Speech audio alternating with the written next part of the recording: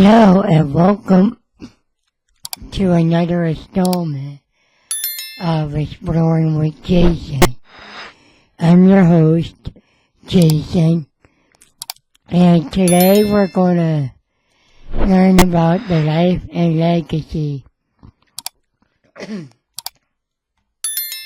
of a baseball superstar that is widely known in Cleveland, Ohio, and is well liked by all fans, more particularly in Cleveland. We're going to learn about the life and legacy of Rocky Domenico Rocky Colavito Jr., who passed away this year, actually a few weeks ago, on December 10th, 2024, at 91 years old. So, if you like what you see, and like the content that I'm giving, please consider liking, subscribing, and sharing it with your friends, family, or all over social media. And also comment below of your memories of Rocky and what you remember of him and everything.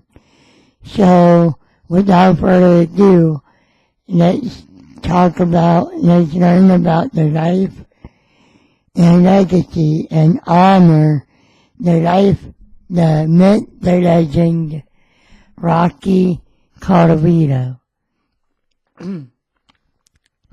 Rocky Domenico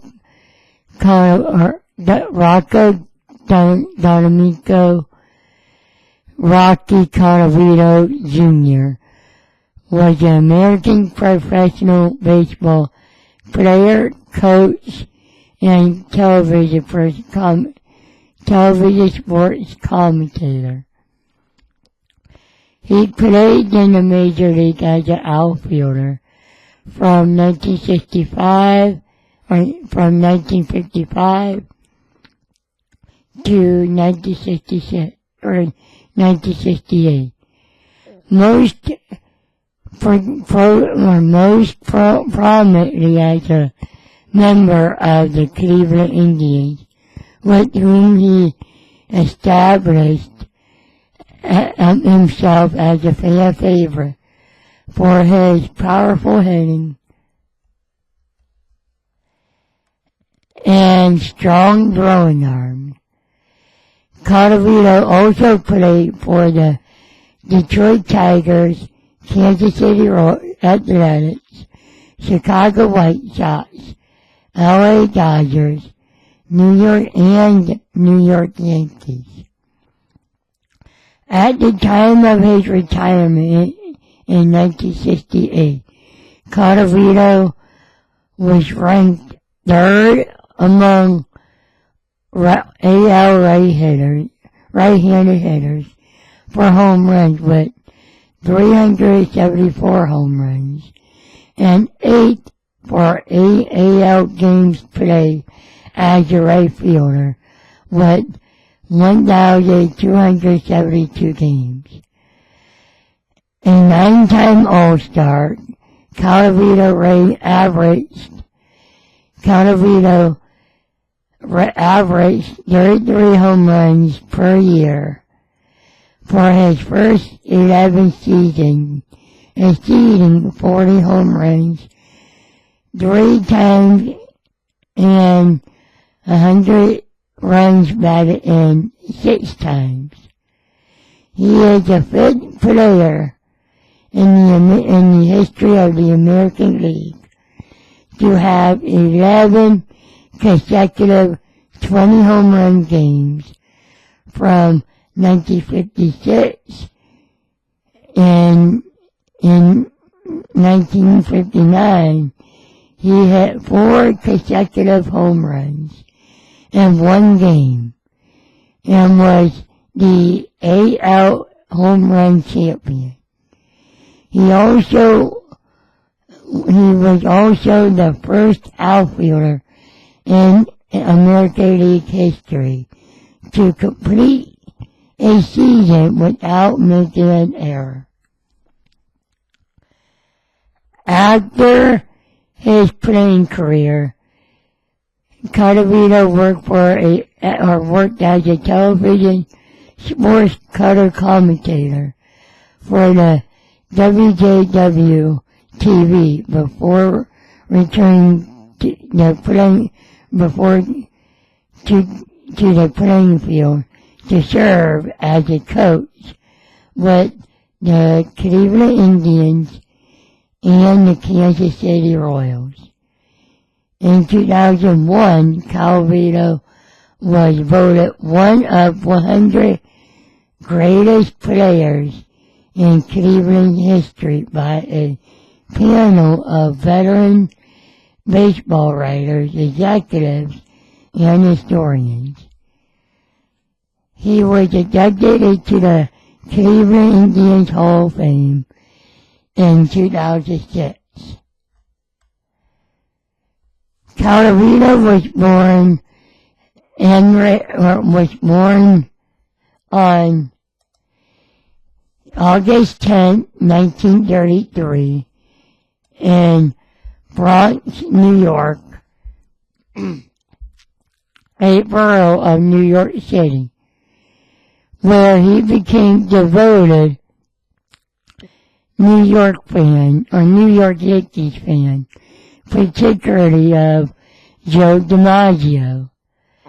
At the age of 16, he dropped out of Theodore Roosevelt High School after his sophomore year to play semi-professional baseball in hopes that he would lead his dream of playing Major League Baseball. MLB rules called for a player to wait until his class graduation before signing, and only special appeal allowed him to go pro after a year wait. The Yankees expressed little interest in him, and the Philadelphia Athletics had to bow down to financial problems. The Cleveland Indians did take interest in his strong throwing arm. Indian scout Mike McNally had watched him try out in Yankee Stadium and signed him at the age of 17 years old as an undrafted amateur free agent on January 1st, 1951. With 2/3 of his signing bonus deferred until he progressed in their system in RBIs for the minor league baseball team, Indianapolis Indians. Colavito made his MLB debut on September 10, 1955 for the Cleveland Indians. In 1956, he started the season playing in the Pacific Coast League, once showing off his throwing arm by hurling the ball over the center field wall, which was 436 feet from home plate. In July, he returned the Indians, where he finished the season batting .276 with 21 home runs and was tied for runner-up in the Rookie of the Year voting. In 1957, he batted .252 with 25 home runs. In 1958, Colavito, now wearing number 6, batted a career high of .303 with 41 home runs, one behind league leader Mickey Mantle, and 113 runs for that in. He led that season in slugging with .620 average, which was the highest by an Cleveland right fielder, a right-handed hitter until Albert Bell in 1994, and finished third in the MLB balloting.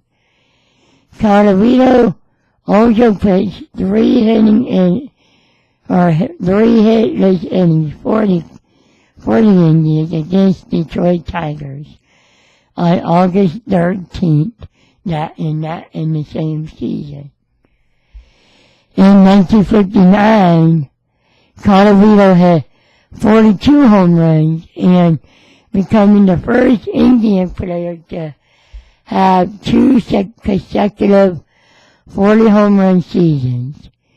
He tied Herman Kilbrew for the AL League that season, was one short of the one short of Al Rosen's club record.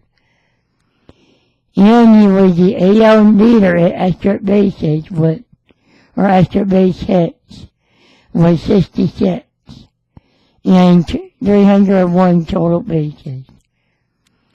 On July 10th, at the second player, or on June 10th at Baltimore Orioles, Carnival at the Cavernous Memorial Stadium, he became the second player in the AL history to hit 4 consecutive home runs in 9-inning games. Lou Gehrig hit 4 in 1932. In an interview in 2021, Colavito called the game the highlight of his career. He was selected for both All-Star games that held for the first time that season, homered in 2 games, which there was 2 games, All-Star games that were held annually in 1959 through 1962. In AL pennant race that year, the Indians finished second out of 5 games behind Chicago White Sox. This was the closest he would ever come to a title until 1967. He also finished 4th in the MLBP. Colavito would hit 30-plus home runs for 7 seasons, establishing himself as a consistent power hitter. He also was an excellent outfielder with a very strong arms, despite being flat-footed. Some of this section listed sources may not. Ignore that.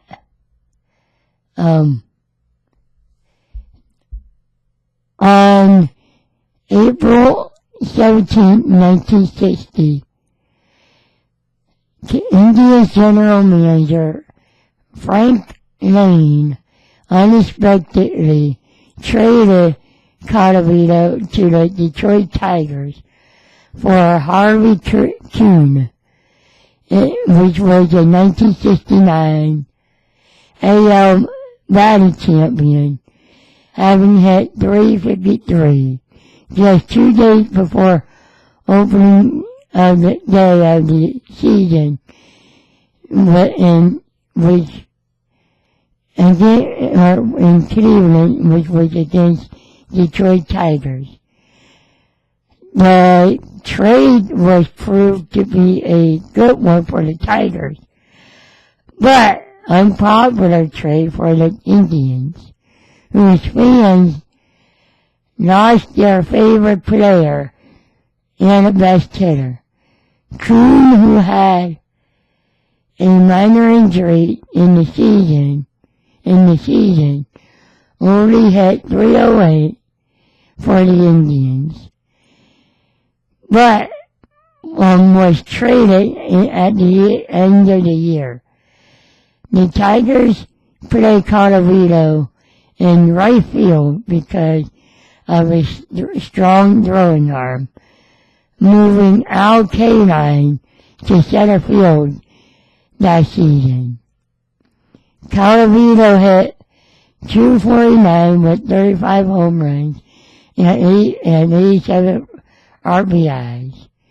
In 1961, Colavito hit .290 with a career high of 45 home runs and 140 RBIs with 129 score.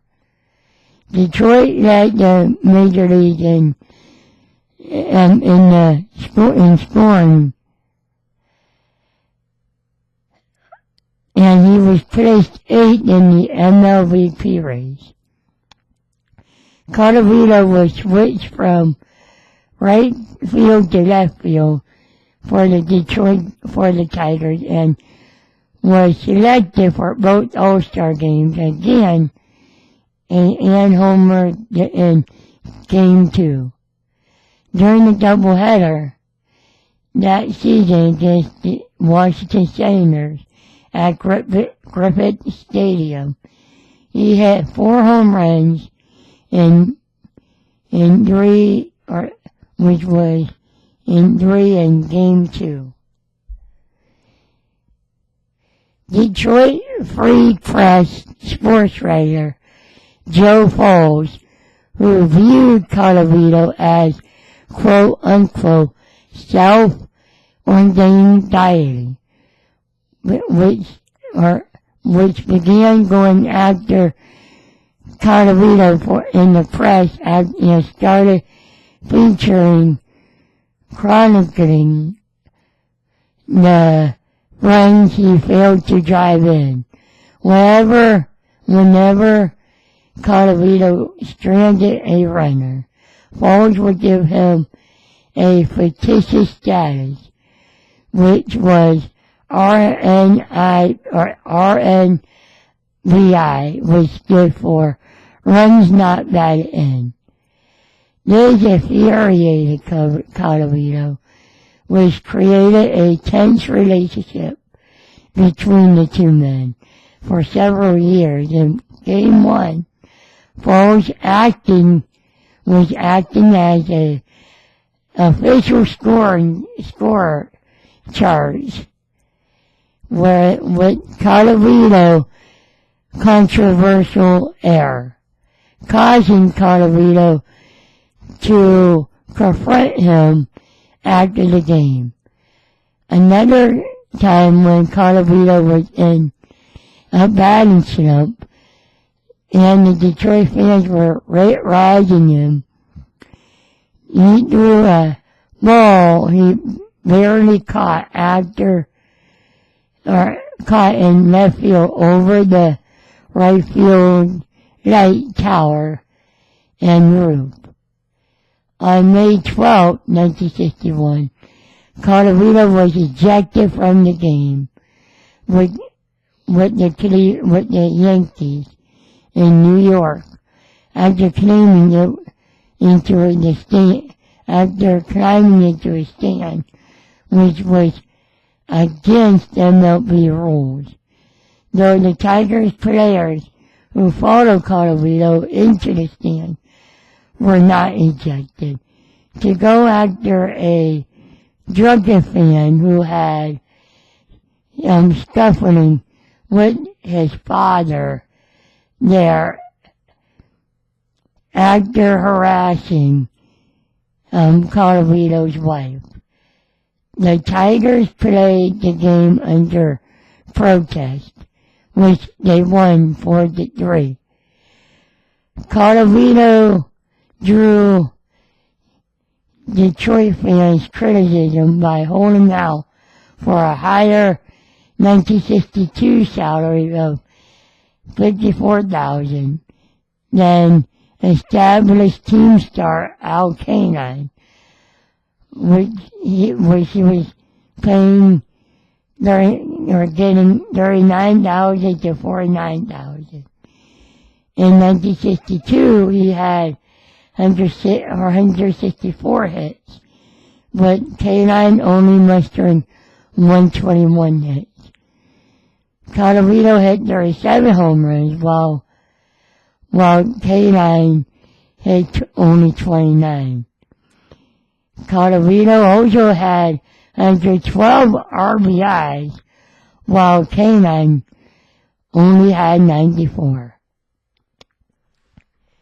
He was selected for both All-Star games for both times, or for the third time. Homered in Games 2 in 1963, Colavito hit .271 with 22 home runs and 91 RBIs. Colavito batting for the Cleveland A's during the spring training in 1964. Colavito was dealt along with Bob Anderson and $50,000 from the Detroit Tigers to the Kansas City Athletics for Jerry Lupe, Dave Wickersham, and Ed Rodko on November 18, 1863. He only spent one season with the Kansas City A's. On September 11, 1964, at 31 years old, he became one of the youngest players to reach 300 home runs mark.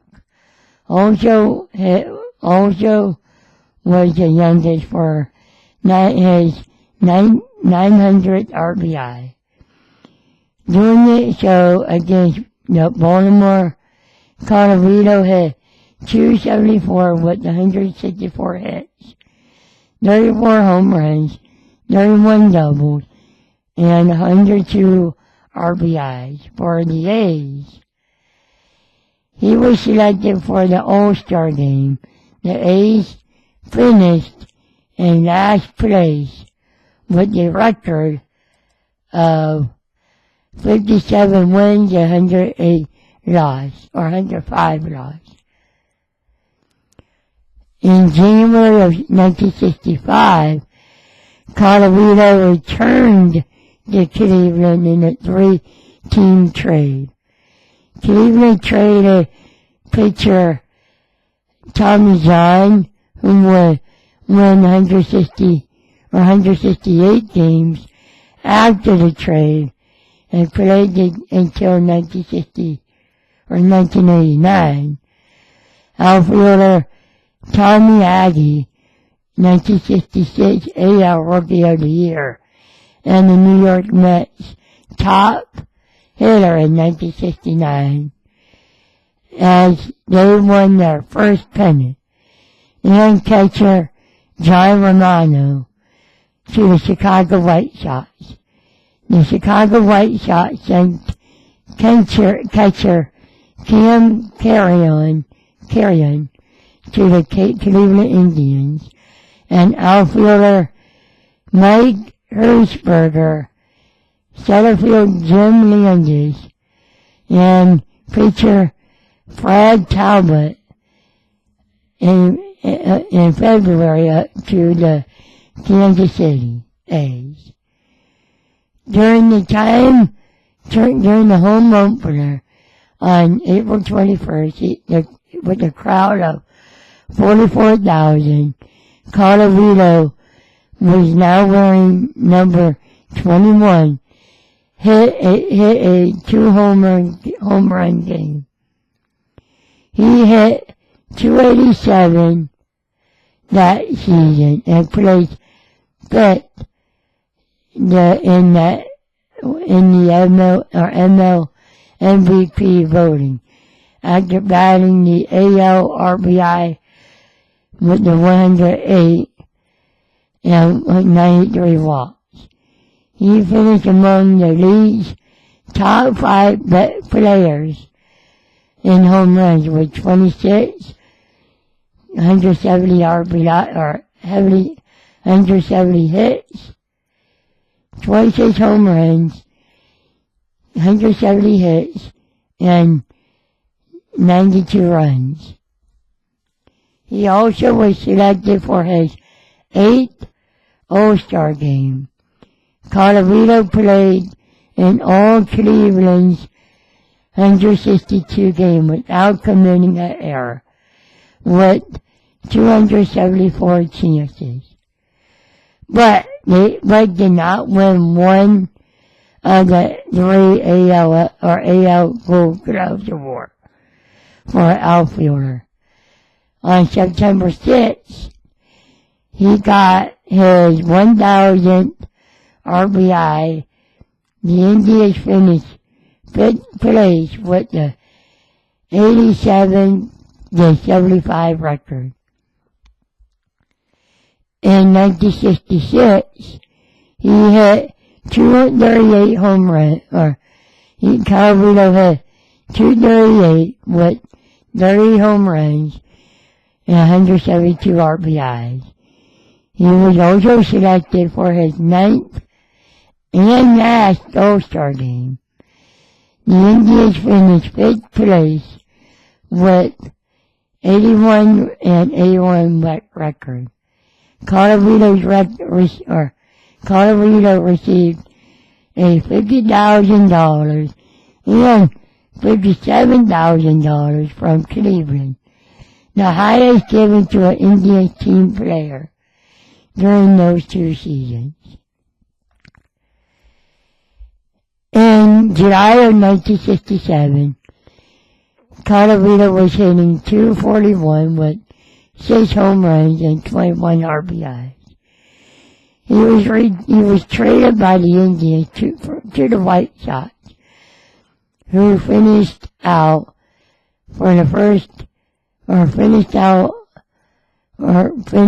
games out first that season, in 60 games for the White Sox that season. Colavito managed to get 42 home runs with 42 hits with 3 home runs and 29 RBIs.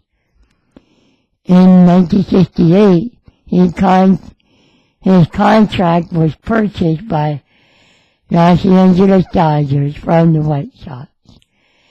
Colavito hit 3 home runs for the Dodgers in his National League debut and batted .204 with 23 hits in 60 games. He was released by the Dodgers on July 11th that season.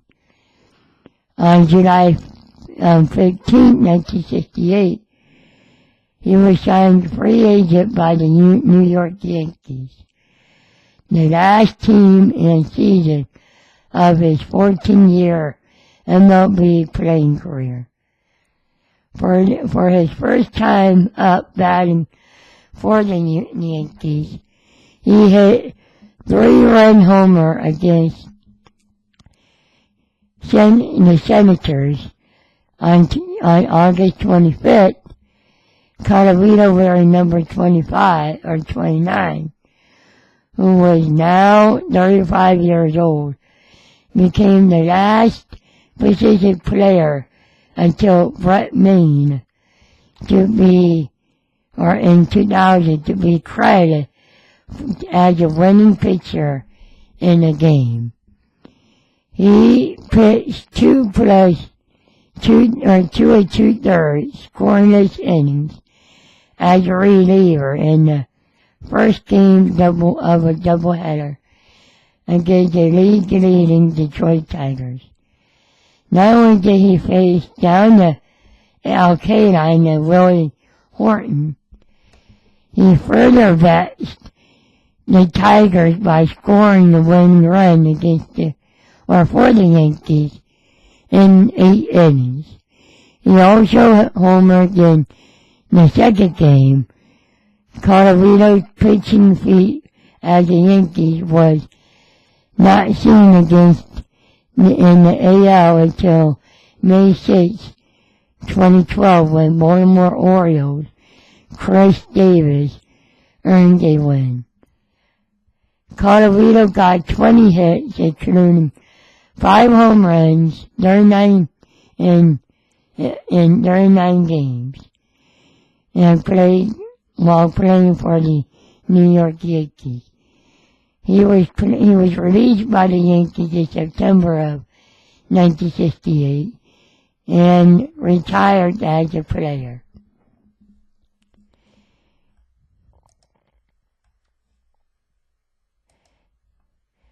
Colavito was hired by Cleveland Indians as a broadcaster on the WJW-TV for the 1972 season.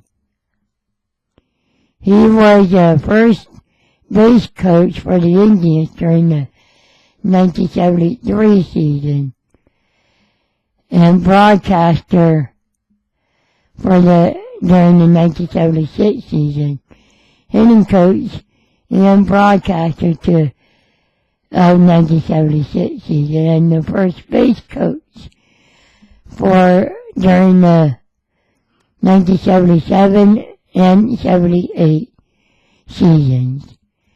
He was a hitting coach for the Kansas City Royals during the 1982 and 83 season.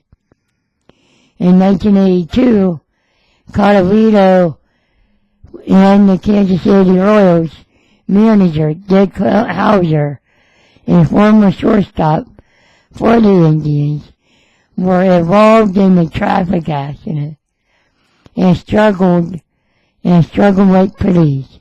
Colavito and Hauser were convicted of interfering with the police and received 90-day jail sentence. Both appealed and served 6 months of probation. Colavito was involved in the 1983 Pine Tar game and was ejected for arguing with the umpire's decision to negate George Brett's home run and call him out, which would have given the Yankees the win. The decision was later overturned. The game was resumed a month later with the Kansas City in the league, but as a result of Brett's home run, and the Yankees won the game. Colavito married Carmen Parati, a professional dancer, in 1954. On August 11th, he had to have his right leg amputated below the knee during problems with type 2 diabetes, from which he has suffered for numerous of years. Colavito passed away from type 2 diabetes at his home in Burnville, Pennsylvania, on December 10th, 2024, at the age of 91.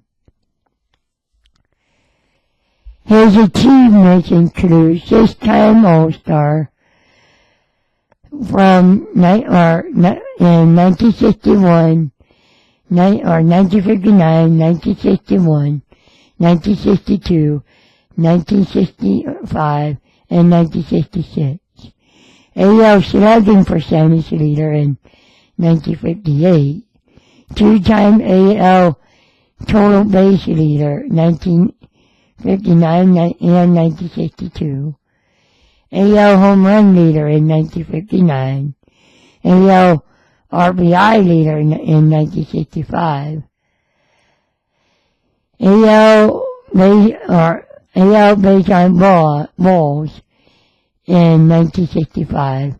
20 home run season from 1956 to 1966.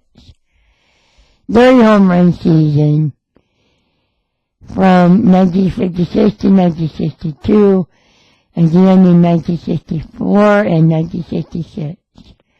40 home run seasons, which were 1958, 1959, and 1961. 100 RBI seasons, in 1958, 59, 61, 62, 64, and 65. 100 runs scored in 1961. 9-time All-Star game from 1959 to 1962. 61 to 1962. 1962, 1964, 1965, and 1966. ML fielding percentage leader as right field in 1965. ML fielding percentage ML fielding percentage leader as outfielder in 1968. 4 consecutive home runs in one game in 1959. 4 home runs in one game in 1959.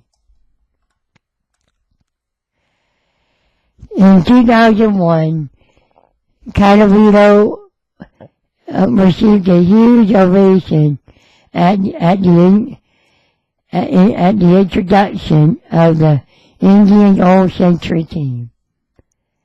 On July 29, 2006, Colavito, along with Ray Chapman, Addie Josh, Sam McDowell, Al Rosen, Herb Score, and manager Al Lopez were all inducted into the Cleveland Indians Hall of Fame. In August 10th, 2021, on his 88th birthday, a statue of Colavito was unveiled at Tony Bresh Park, Cleveland, Italy. Colavito was attended at the ceremony. In 1994, Terry Pluto, who covered the Indians for the Plain Dealer, in the 1980 became top sports columnist for the Akron Beacon Journal, but returned to Cleveland Plain Dealer and published The Curse of Rocky Colavito, a book that tried to explain why Indians had not come within 11 games of first place since 1959. Pluto's explanation was that the trade of Colavito by the Indians in the 1960s would send the team with the path of mediocrity that last more than 3 decades. He also suggested that the trade in 1965 to bring Colavito back was just as bad as one that had sent him away. Pluto reported or wrote a sequel, Burning the Curse in 1995 after the Cleveland Indians won their first American League championship in 41 years that season. Cleveland lost the World Series 4-2 to the Atlanta Braves.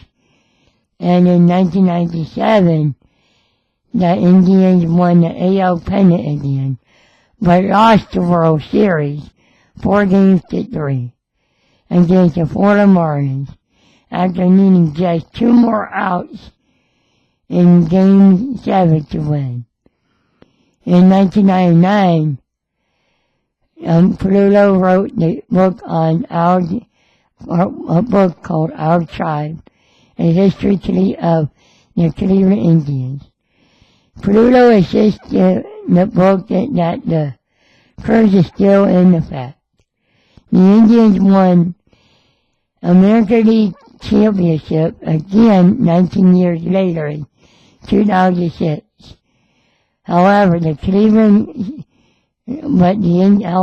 Indians lost the World Series against the Chicago Cubs 4-3.